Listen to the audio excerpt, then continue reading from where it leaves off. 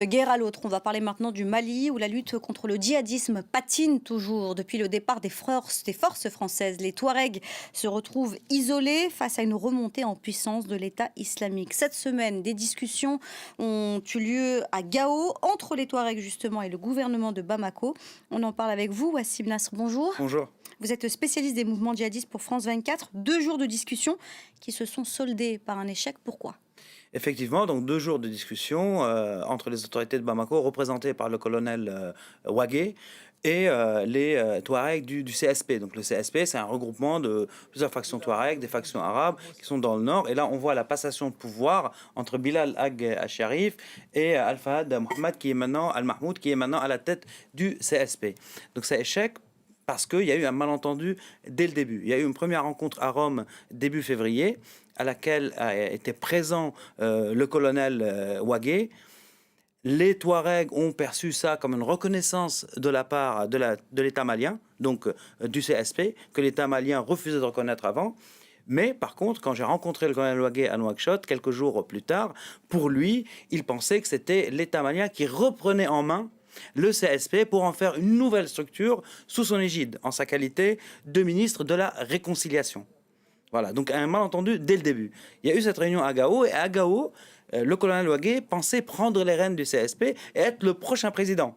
Et non Fahad Ag al-Mahmoud, qui finalement, c'était lui qui a été choisi parce qu'il représente le CMA, donc les fondateurs, on va dire, de ce CSP, sans trop rentrer dans les acronymes. Il y a plusieurs facteurs qui viennent se greffer autour de ça. Donc, ce malentendu, dès le début, mais il y a aussi un autre facteur. On sait que des ONG italiennes mettent de l'argent sur la table dans le Nord Mali, construire des écoles, des hôpitaux, etc. Mais qu'il y a aussi, qu'ils ont en tête, il y a le facteur flux migratoire. Donc réguler les flux migratoires. Donc il y a une manne financière aussi qui est en jeu. Et vu que le colonel Ouagué est sous sanction du CEDEAO et de l'Union européenne, il ne pouvait pas présider le CSP, qui profite de cet argent finalement européen. Donc il y a ce facteur-là qui n'était pas pris en compte. Donc à part le fait, ce malentendu et les promesses qui ont été tenues au colonel Ouagué par certains, comme par exemple les factions arabes de l'Azawad qui ont promis que ce serait lui le prochain président, il y a ce facteur argent qui est aussi sur la table aujourd'hui. Il y a donc des discussions compliquées entre les Touaregs et le gouvernement actuel de Bamako, des relations compliquées entre le gouvernement de Bamako et les Européens.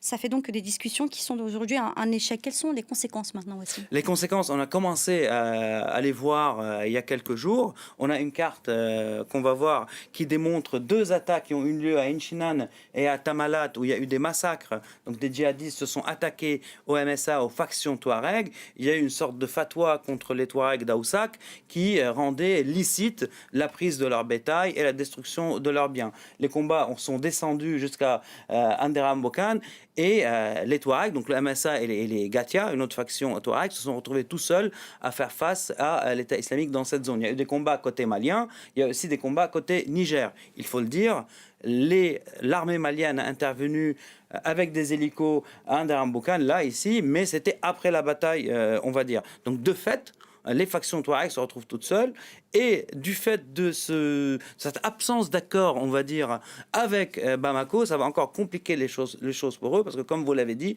il n'y a plus non plus l'apport qui était celui des forces françaises sur place, parce que tant que les combats se passent côté malien, les forces françaises n'interviennent pas. Il y a eu une frappe aussi de drones françaises, mais côté Niger.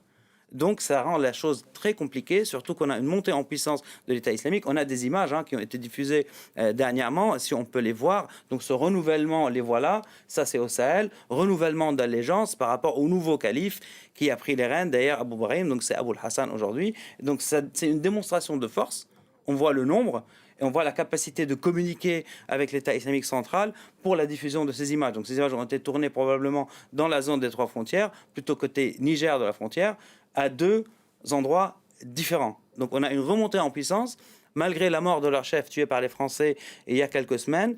Et on voit qu'aujourd'hui, ils sont capables à nouveau de s'attaquer aux factions Touareg et aux populations civiles avec très peu d'entraves finalement. Merci beaucoup, Wassim.